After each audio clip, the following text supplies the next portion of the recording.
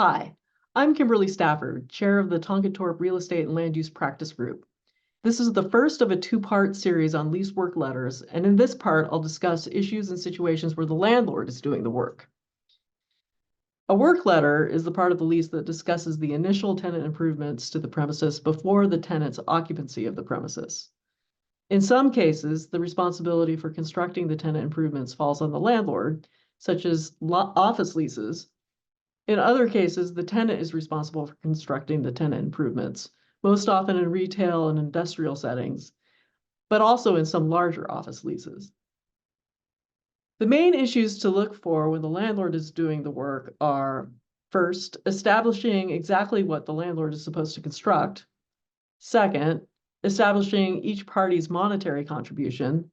Third, providing for the development and approval of design plans and timelines for construction. Fourth, providing for change orders.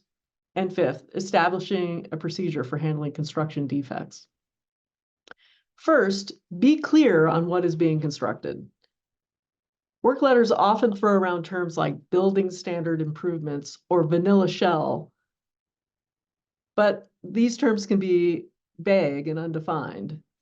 The tenant should understand what building standards are for the particular building in question, and they should meet with the landlord to go over carpet samples, paint colors, and other improvements, and then those specifications should be included in the work letter.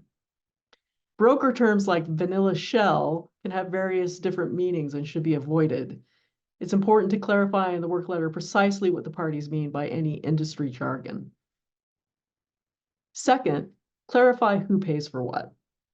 Typically, the landlord will provide a tenant improvement allowance for construction of the improvements. However, if the cost of the work exceeds the allowance, the tenant will be required to pay the difference up front. The tenant will want to require that the cost estimates be provided to the tenant before the construction contract is signed, and that the tenant is allowed to alter the design in order to reduce costs.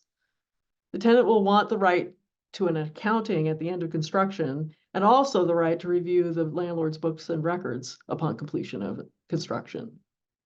Third, establish a procedure for approval of the design plans and timelines for construction. If the tenant improvements will deviate from what is building standard, the work letter should describe a process for generating plans and for the tenant's approval of the plans. This should include deadlines for the initial plans, review of the plans, and revision of the plans, so the process keeps moving in a manner to get the tenant in and operating its business by the commencement date. Since most tenants have a fixed date when they must vacate their existing premises, they need the tenant improvements to be completed in time for them to move their fixtures and equipment and start operating. Tenants may wish to negotiate delay damages if the premises are not delivered with landlord's work substantially complete by a certain date. Typically, this is in the form of a rent abatement on a day-for-day basis. If the landlord will agree to this, the landlord will want to exclude delays arising out of force majeure events or delays caused by the tenant. Fourth, establish a procedure for changes. Work letters typically provide for situations where either party may need to make changes to the plans after construction has begun. The landlord will want the right to make changes, especially those that are needed to comply with government requirements, or if certain materials become unavailable. The tenant will want approval rights over changes, but the landlord will resist allowing the tenant approval rights over changes that are imposed by a government authority. Landlords will want to limit the right of tenants to make changes because such changes may increase the cost of construction and delay the completion of construction. The landlord will want approval rights over any tenant requested changes and will want to pass through any additional costs to the tenant. Additionally, the landlord will not want to allow changes to delay the rent commencement date.